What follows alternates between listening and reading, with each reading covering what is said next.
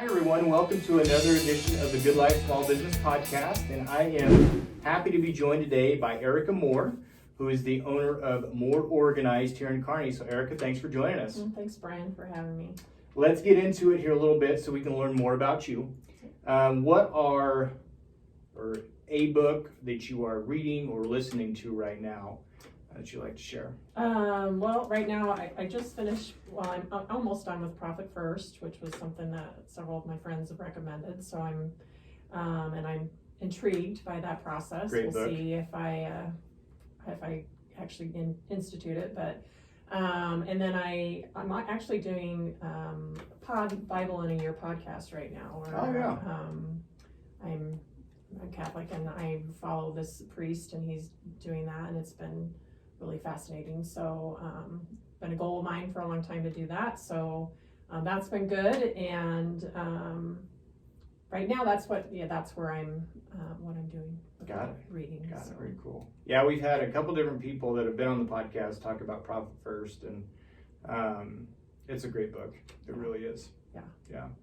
So how about podcasts? The Bible podcast, and then I there's a couple people I follow a little bit. I just kind of hop on, and because I have organizing, then it pops up other organizing people, so I will listen to them. I don't really have anybody specific I follow. I do have a blog that I follow pretty regularly. Okay. And it's the Becoming Minimalist. I'm not really a minimalist, but he has a lot of really great ideas, quotes, things that I kind of pick and choose on a little bit, but he's definitely one that I find myself sharing the most from. So got it.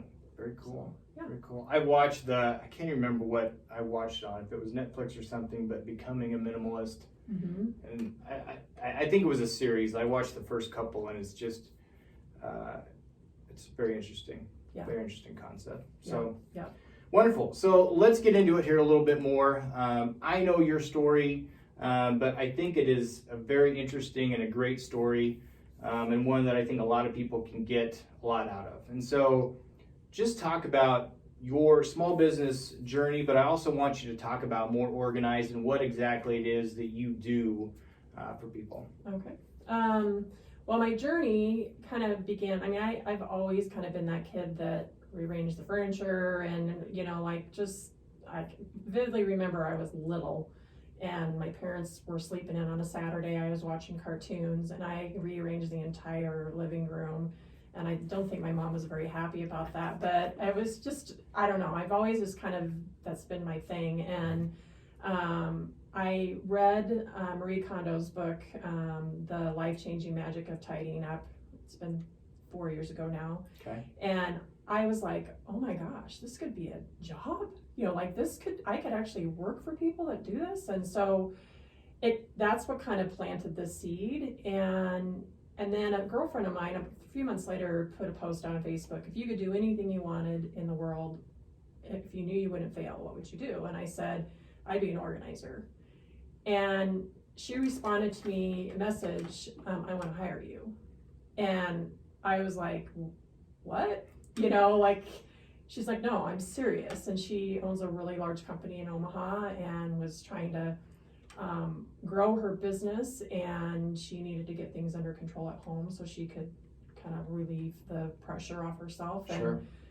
And so she did. She hired me, and I took the leap, and I'm forever grateful for her to believe in me, because I've organized myself, maybe my family members, but never for somebody else. And she showed me that I could do it. Yeah. And so I did that in December, and in January I just celebrated 3 years, I think.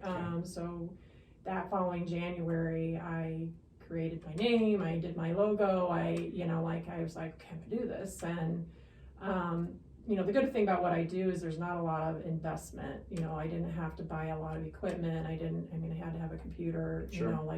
The basics, which I pretty much had. I bought a labeler, that didn't cost me much money. Right. So I didn't feel like there was much risk involved with that. And so that made it a little bit easier. to do, and so I just kind of started picking at it, and you know, I'm at a point in my life. I'm the office manager for my husband's practice, and I got that by default.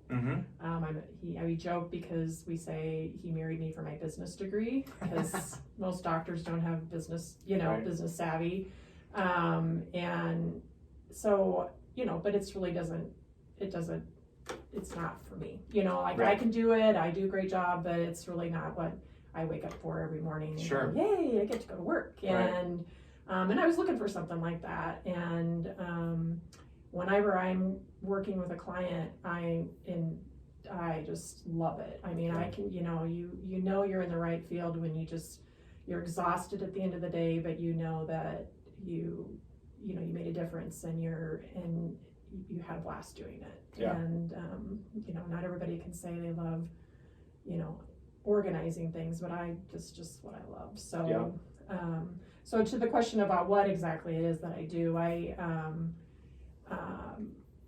will help people clear out, make decisions. We're in a business networking group together, and one of the guys I've worked with calls me, what does he call me? What does Brian Bonds call me? I can't remember. All of a sudden I'm blanked. I But can't remember either. anyway, I will keep you on task, and so I'm an accountability. And I think that's the biggest problem with people that say, I'm gonna clean house, I'm gonna get rid of stuff, and then all of a sudden you get a box of pictures and you're sitting down on the floor looking at pictures rather than doing what you need to be doing. Sure. And so I keep people accountable for what they say they want to do, and I think there's just so much power in taking control of your personal possessions. I think a lot of people mentally struggle because they're so overwhelmed with what's going on in their own home, or even their business or whatever. And so I can help your parent that's aging and is maybe needing to move to assisted living and needing to downsize, and I know that's obviously I'm getting to that age where my parents will start needing assistance in that, and I think the biggest gift you can give your kids is to do that before you go. And that's one of my big pushes, is I love to help make those decisions. And there's a method called Swedish death cleaning, which I don't really care for the name, but it's basically giving to people the things that are important to you while you're alive, so you can see their joy in it. And so that's definitely something an area that I like to work in. I have worked with some people in businesses, with processes and being more intentional in their day, so you're getting the most money out of your employees, and making sure you're not spinning your wheels for nothing. And so I've done some of that with the group that we're in, and not an area that I anticipated I would go down when I started this business. I mainly saw myself cleaning out closets and kitchens and basements, and that's truly probably where more of my passion lies. But I do still have a niche, I have a skill that I can help people take their business, really outside looking in. And it's kind of like the sticky note on your computer screen. You've had it there forever and you don't see it anymore. When you have an outside set of eyes come in, you go, why is that there? Or why don't you move this here, so you don't have to get up every time you need to file that piece of paper or whatever. And so that's another aspect of what I do. But I think that's, and really the reason I do it, obviously I like to make money, but is to really help people. Every career I've ever been a part of, it's been about helping others. And it's so rewarding to not only look at the before and after pictures of where we started and where we finished, but you can physically see the weight lift off people. I was just going to say, you probably get an opportunity with people that are overwhelmed in a situation. When you start with them, you can just kind of see the relief in their face as time goes on, and as they're able to start getting rid of that stuff, that's probably a pretty good feeling for you. Yeah. To be able to see that weight being lifted off their shoulders. Yeah, the texts that I get, like I'll go home, and almost every single person, if I've, worked with them, that day, or for a couple days or whatever, I will get a text that say, you have no idea how much you've changed my life. And that is by far the most rewarding thing, more rewarding than money, or, it's just truly is to know that I've made a difference. And 90% of the time is, I'll work with somebody on 1 or 2 spaces in their, whether it be their business or their home. And it's like pushing them over the hill. Like, you're pushing them out, because they don't know where to start. Right. And that's always people's first question. How do you even know where to begin? Right. And I'm like, you just pick up the first item and you make a decision. And that's, but what happens is, they'll get through 2 rooms and they're so excited, and they've learned the skills, because that's a big thing in my job, is to teach you how to make those decisions, and when you get stuck, what to do, and they end up cleaning out 3 or 4 more rooms and by themselves. Yeah. And and I have an agreement with every client that, hey, if you're doing that and you get stuck, send me a picture and say, what's next, you know, and we develop a relationship, and that's super important to me too, is that, I find that my clients become my friends, and that's been super cool. Yeah. And I think it's interesting because you have a business where, people don't need to hire you necessarily, because they could organize it themselves. Right. I mean, and they probably say, oh, I'll get to that. They'll push it off, whatever. But I think that, like a lot of other businesses, hiring you, like I said, it brings in another set of eyes, but you don't have the attachment to items that those people do, that they, my dad saved everything, and I mean everything. And, just in case he ever needed it. And I think there's a lot of that, but I think it's important to realize that you can come in with a fresh set of eyes, and you don't have the emotional attachment to where you can not being rude, but say, why do you have this? And maybe people need to take a step back and say, okay, like realistically, why do I still have this? And so I think that that's a huge part of your business, and what you bring to the table for someone that just needs to get rid of stuff. Questions are, if you don't like people asking you questions, don't hire me. Right. Because I'm going to say, why do you have it? Is there something else that you have in your home that would do the same job? Or is it something that you don't use very often that you could borrow from somebody else? And I think, you do get stuck. And a lot of people get stuck on, well, I spent a lot of money on this. Yeah. I wore it once and I just feel so guilty getting rid of it. Well, it served its purpose for that time. Now it's, now somebody else can enjoy it, whether you sell it to somebody else or you give it to somebody else that could use it. And it is about talking them off the ledge sometimes, and a lot of times it's like, oh, I never thought about it that way, and I'm just there, like I said, to guide that and make them start thinking about the things that they have and the things that they're struggling to get rid of. And I do want to make sure everybody knows I don't ever make anybody get rid of anything they don't want to. Sure. Because I think sometimes people think she's going to come in here and make me get rid of everything I own. And that's not the case. You are the one that's guiding that process. I'm just there to assist in that, and so you have to make sure that the people that are owning the stuff are present when I'm working there. Sure. I'm not going to get rid of your husband's clothes if he doesn't know about it. You right. know. And so I learned that lesson the hard Even way if they on pay my extra own. for that? Yeah. Even if they pay extra, you won't?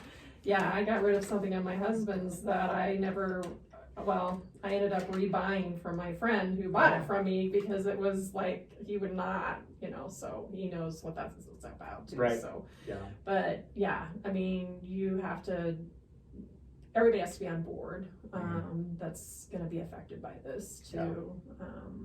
Because it's an emotional thing, and it's crazy how things can be that emotional. But. Right. Yeah.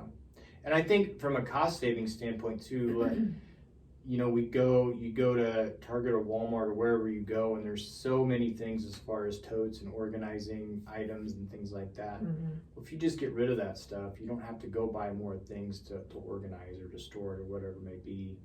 And so, yeah, you may have paid a lot for something, but you're just storing it. You know, I don't know how much people spend each year on organizing items. Yeah. But just getting rid of it. Yeah, that's what some of the clients were like, oh, I can't wait to go to the store and, Yeah. you know, buy those cute little whatever. And I hate to break it to them, but usually what happens is we reuse or repurpose. You know, you're going to end up having extra totes by the end because you cleaned them out, and or we do something, you know, we keep a little box that ends up fitting in a drawer that works great for the same thing that you would have spent $12 on at Target, you know, and so I'm not big into, I mean, there's definitely times when you need to buy certain things, and but that's like the last thing, you know, like, okay, we've got it all narrowed down, now we need to find a space for it, and if we don't have something, then we'll go buy it, but we're not that's not gonna be our first stop, is walk through Target. Right, exactly, yeah, absolutely.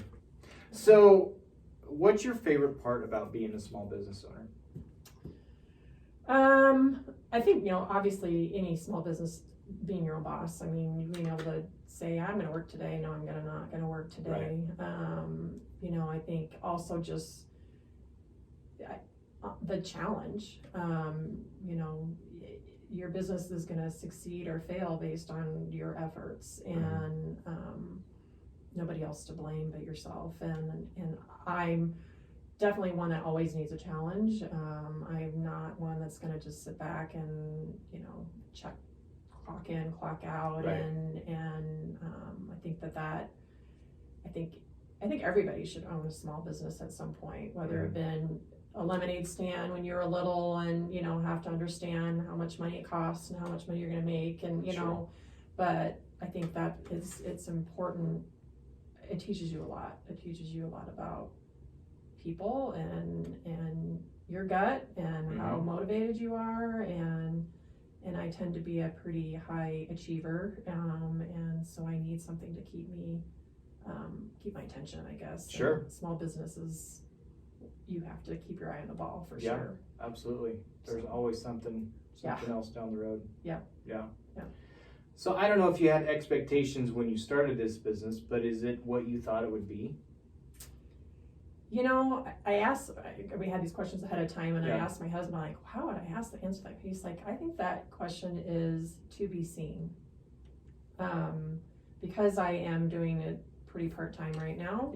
I have my last child going to graduate this year, and I am involved in my husband's practice. My time has been a little bit limited as how much I can hands-on with this. Sure. When I'm in the moment with my client, absolutely, it's you know, when I have a dry spell of no clients, then I think, you know, is this really worth keeping, you know? But then I'll get another client, and I'll walk in that door, and I'm like, oh, I get a rush, you know. Gives you energy. It gives me energy. So yes, I think it is, and I'm excited for the future of where it's hopefully going to head.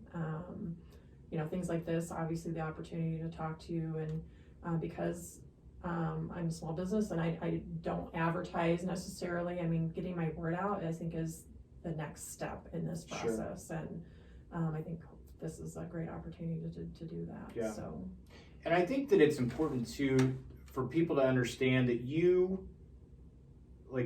taking, I don't know if I should say baby steps, but like you're gradually going along with this. Like you just said, you have a lot of other things going on in your life, but you still started this business, but you're not looking to grow it really fast. You're not, you know, spending money that you don't have to get it going. Right. And I think that patience sometimes is really hard to have, especially when you have a goal for something you know where you want to get it, but you don't necessarily know how long it's going to take to get there. So, you started with something that there's not a lot of people in this area that are doing what you do, but at the same time, you are going about it and gradually gaining clientele and doing what you need to do to grow your business. So I think that's, growing your business gradually is not a bad thing. Yeah. And I think that it can be a really good thing. So when you're ready and, you have more hours in the day where you can put towards it, you've already laid the groundwork and you can really kind of ramp it up if you want to. Yeah. And that's, you're right. I do feel like I am being cautious. I'm not spending more money than I'm making, and that's the beauty of what I do is I don't have to. Sure. I mean, obviously I could do more in marketing and advertising, and that's where money tends to fly out the window sometimes. Right.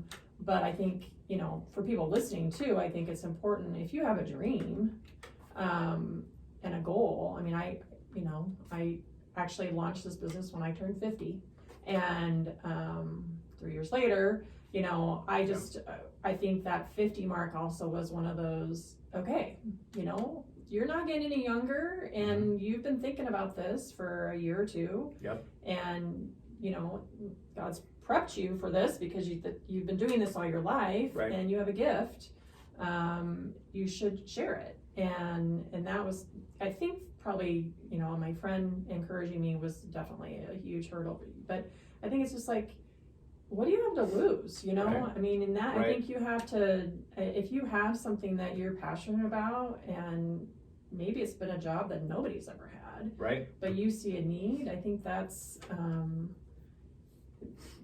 what's the worst thing that can happen, Right. And for me, I was like, well, I'll have a labeler, for myself if Right.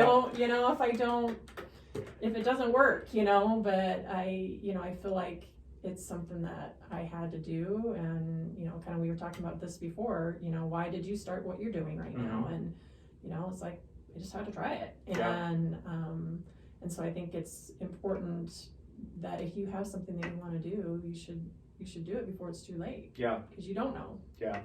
Before we hit record, we were talking, and I said, I think that there are people that are maybe paralyzed to start a small business or do a lot of different things because they're afraid of failure. Yeah. And failure is one thing, but in my opinion, regret is way more overpowering than what failure is. I mean, if you try something and you fail, at least you tried. But never knowing if that could have succeeded or not Right. is a huge weight to carry around. Right. So just getting started is a huge And thing. it's okay if you fail. Yeah. I mean, it's okay if you tried it and you thought it was going to be awesome and it wasn't. Right. People always ask, like, how can you do that? Like, what do you do if you go in and it's just overwhelming? And, I'm like, I have things set up in my business to allow me to assess if it's something I can do or not do. Sure. And that's, I'm never going to put myself in a situation that I can't help the person. Right. I'm not going to take somebody's money if I don't think I can help them. Right. But I think that you just have to take that's the American dream. Right. You could do anything you want to if you have a goal and the desire to try it. Yeah, just got to go for it. Yep. Yeah. Yep. So what's one thing you wish you were better at with your small business? Marketing. Yeah. I think I'm okay technology wise, but there's definitely, like, my kids are like, Mom, you just gotta do this. I'm like, I think I know it. And then Facebook changes their platform, and I'm like, oh my gosh, now I gotta learn Right. something new, and figuring out ways to promote myself without breaking the bank. And I think getting involved in networking groups and doing things like this and volunteering your services, I think, are easy ways to get your name out without spending a lot of money. But I definitely, even though I am a business major and took marketing in high school and college, I just, there's so many ways you can promote yourself. Yeah, absolutely. And that is probably an area that if I were going to take a class to help myself, that would probably be what I would focus on. Yeah. even with all the options, do you feel like social media is a huge tool that small businesses can use to grow their clientele? Absolutely. Yeah. Yeah. I mean, there's a lot of noise on social media Mhm. that I don't really care about. But I think there's enough positive on that front that I think, I mean, that's how I promote myself right now. And, you just hope that it lands on the right set of eyes. But I think there's a lot of other things out there that, I wish there was, and maybe there is, some place where you can go and say, these are all the avenues and things that are available. I got a client from neighborhood something. Next door? Next door, Yeah. And I had never even heard of it, and somebody said, does anybody know an organizer in Kearney? And somebody else that I knew said it, but I had never even heard of Next Door. So, there's just so many things out there that, for me, I just need a list, because that's who I am, a list, and then check, I'm on all of those. And, but yeah, social media, I think can be used, very efficient, very effectively. Because for you to promote your business 25 years ago, it would have looked completely different. It would have been a lot more, or it wouldn't have been as cost effective. You would have had newspaper, radio, TV, those types of things. Yeah, where you're direct spending mail. more money. Direct mail. And, there's actually some classes that you can take, and there's one gal online that promotes all this, and she, I think, is how she gets people's names. She claims that she's gonna grow your business exponentially, and as I think she does a lot of direct mail, to areas of homes where people can afford to do that. And I see that, but your return on investment, I'm not sure is where you're gonna, I think word of mouth is your best set of advertising, and it's just getting that snowball going with enough people that have used you to spread it out. Right. Yeah, absolutely. So let's shift gears a little bit and talk about the pandemic. I guess talk a little bit about how or what adjustments you had to make, and kind of how things changed for you with more organized when last March, when things were changing for really everyone. Just kind of walk us through what that looked like for you, and if there was something that you implemented in your business during that time that you will use, going forward, that actually has turned out to be kind of a benefit for you. Okay. Well, obviously with all of us stuck at home,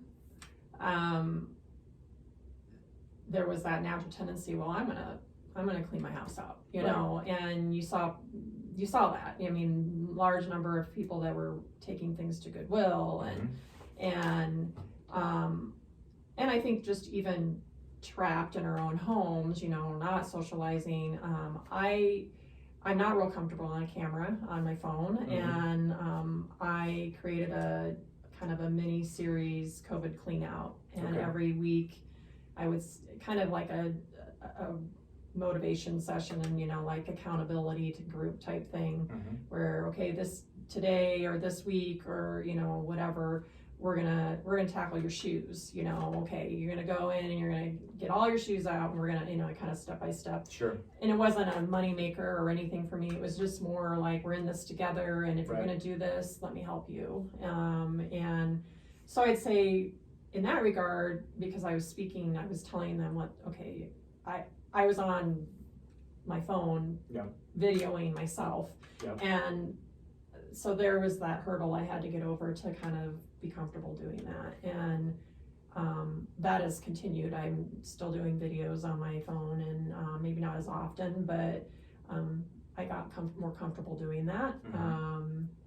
And then also thinking outside the box, like being able to do consults via FaceTime, or I did, my cousin in Colorado needed some help in her basement, and so she set up her camera, and I basically show me that corner. And it's a little more complicated, and obviously my set of hands aren't there to help them dig things out or whatever, but I was able to do it social distancing. You can walk them through that. I could walk them through it, and so that would be something that, you know, for people that currently that are still not real comfortable with people coming into their homes, or, you know, I wear a mask when I do go to people's homes. Mm-hmm.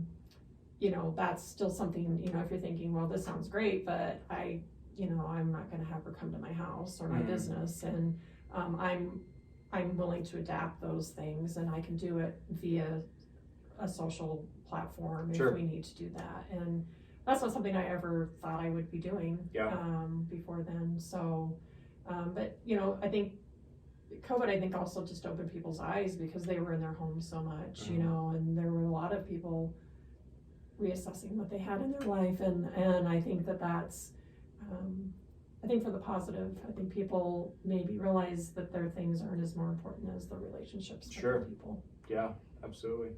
So. Yeah. And it was probably, I don't know, I guess during that time, having the accountability and maybe just even the interaction, like people were excited to interact with someone else, even if it was a Zoom, where maybe people were maybe hesitant to have you come in the house, not even from a COVID standpoint, from like a judgmental side, which I know you're not, and that's not, you know, it's kind of like a doctor, you know, they've seen worse. But, you know, people get an opportunity to work with you. You're not necessarily in the home, but you can be there and help them be accountable still for the things that they just need a little bit of help getting rid of. Yeah. And I will say the social interaction was just as much about me. Yeah. You know, because I was like, okay, I love you people in my home, but I need to converse. You know, women need that. You know, and so I felt like, you know, anytime I got a like or a comment or something, I'm like, okay, somebody's listening to me, you know, but yeah, I think, really, I mean, my tagline is, oh my gosh, what's my tagline? The thing, organize, or time for things you love. Yes. But I think it should be accountability without judgment. Right. Because I think that is people's huge concern is I'm gonna, you know, don't judge, you know, and every person that takes me on their tour at the beginning, because like I tell them, do not change anything, do not clean up before I come, because I need to see it in its natural state, and they every single, don't judge me, you know, and I am, you know, my home is not, right, you know, I'm not, and but, you know, I think that's something that people need to know. I'm not there to judge, and I'm very confidential. I don't, you know, I'm not gonna share pictures online that you aren't gonna allow me to.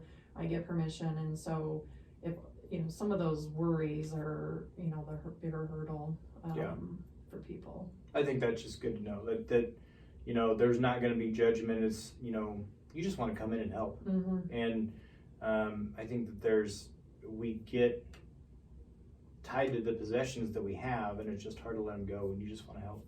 Yeah. That's good. Yeah. So if you could go back to when you were starting this, is there anything you would do different? Is there any advice that you would give yourself back when you were getting started, or would you just kind of let things go as they have? I would say do it sooner. Yeah. You know, I think I was scared of, you know, the failure or whatever you know, that self-talk that we were like, okay, nobody's gonna want this, or, you know, I think, and not be afraid to, you know, I think one thing I did do right is get involved in a networking group, you know, because I think it has made me touch my business every week for somebody this is not my sole income, obviously, and this would have been something super easy for me to just, you know, create the logo and make business cards and have my mom, you know, hire me, and then you know, not do anything with it. And so I think that sometimes those investments are worth doing. You need accountability too. I need accountability. Yeah. I do. That's a very good point, because I could just let it, you know. And not just you, we all do. Yeah. I mean, we're accountable to our clients, we're accountable to people that refer business to us, but you know, if you're not going into an office every day, Yeah. Sometimes it's, and like you said, if you go a period of time without having a client, you kind of, the well's dry, but then when you have that conversation, it gives you the energy, and that's what you know, that's what keeps you going. Yeah. So, anyway. Yeah, I think, I mean, and I think that goes to anybody, you know, when you ask that question, I think, if it keeps coming back in your head, or you're dreaming about it, or you're like, this really just, somebody needs to do this, you know, it's like, well, why not you? Right. You know, why not you? Absolutely. And I think that's, I mean, I sat on it for a good 6 or 8 months before my friend, you know, asked me the invitation, and maybe tell a friend. Sure. Tell a friend what you're thinking you're gonna do, because maybe that's all you need, is that validation that you're not crazy. Right. You know, you Absolutely. could do that. Yeah, you know? absolutely. So someone comes to you, one of your kids, friends, whoever comes to you and says they want to start a small business. What advice would you give them? you have to have a passion. Yeah. I mean, if it's not your passion, if you're just in it for money, you might as well just not start. Right. You know, not that I don't want to squash anybody's dream, but it's hard work, and it takes dedication, and you have to be self-motivated. But I think if it's a passion, it's not a job. Right. And I think that's that would be my first. I have a son who's very entrepreneurial spirit, and he has these dreams of things he wants to do, and I don't have a doubt that he probably will do them, because he is extremely passionate about it. You know, but you can't just hop into something just because somebody else is making tons of money on it. Right. You have to believe in it as well. Yeah. So if they did, I'd want to make sure that that's what you wanted, and then, you know, that there's financial risk involved, and lots of hours that potentially pull you away from your family, and you got to make sure that that's, you know, that you have your eye on your prize, and that's what you want. Yeah. Know your why. Know your why, for sure. Yeah, why you're getting into it. Because like you said, if you don't have, if it's just money, if you didn't get joy out of meeting with clients like you do, I'm the same way. You know, I enjoy being able to help people. And I think that's what, you know, a small business, it's there to make you money, yes, but at the same time, like, I think a lot of people start a small business because they want to help others, and they want to make a difference in other people's lives, and that ends up, you know, business is successful and you're bringing in money, and, you know, you've got more money than you had before. What keeps you going is that passion to still be able to help people. Right. That's what sustains. Yep. Yeah. For sure. Yeah. For sure. So, okay, so how can people get to know more organized better? Where can they find you, learn more about kind of what you do and the services you offer? Okay. Well, right now, the only place I'm visible, I don't have a website, Okay. but I'm on Facebook. Okay. It's just More Organized. And that's Moore. Yeah. Okay. Yeah, my Got last it. name. Yeah. And so that's, I mean, I do post, you know, before and after pictures, and lots of quotes and some suggestions and things like that. You can obviously message me on Facebook that way, or respond to a post and say, I'd like to talk to you. Yep. Or my phone number, 308-233-2027. You can reach me there too. Okay. But mainly Facebook is going to be where you're going to probably find me. Got it. Okay. And as far as, you know, if someone wants to just give you a call, is there any upfront cost to just having a conversation with you, or what does that look like? Nope, I do a free consultation, Okay. and that's for me as well as for you. Because we're going to be working closely together, you need to feel comfortable with me as a person, and I need to see your space to feel like something I can help you with. Sure. I'm not a counselor. I don't have a psychology degree, Right. and there are some instances where that is what's needed more than what I offer. Sure. And so I don't want to put myself in that position, nor do I want to promise you something that I can't deliver on. Sure. So I always go in, I call it a free hour consult, but however long it takes me to go through the spaces that you're looking for help in, and just assess if it's something I can do. And so yeah, that's a free thing, and I think it's important for both sides to have that interaction. Sure. And yeah, so. In that first hour, you probably get a good idea of kind of how long it would take you to walk them through whatever they want, whether it's the closet or the living room or the whole house. Yep. You can kind of get an idea how long it Yeah, would take. I mean, sometimes I'm learning. I mean, sometimes I think it's gonna, it'll still be easy, you know, and then you're Right. like, open a box and you're like, oh my gosh, you know, Yeah. but yes, I can pretty much have an idea of how, you know, if it's gonna be a, 3-hour job or a 12-hour job, or, Sure. you know, I don't work more than 4 hours at a time in a day, unless it's like an urgent thing, just because I think people's brains kind of shut down. Sure. Making those decisions, and it's just it's an emotional process, and so more than 3 hours in one day is kind of you just don't make good decisions at that point. Sure. So Yeah, absolutely. So. Yeah. Well, Erika, thanks so much. I want to commend you. I think that you taking the step and being consistent with your business and continuing to grow it in something that maybe, an industry that isn't as well known or as popular right now, but taking that step, I think it's great. I want to thank you for taking the time to talk today, and wish you nothing but the best. Thank you, Ryan. I appreciate it.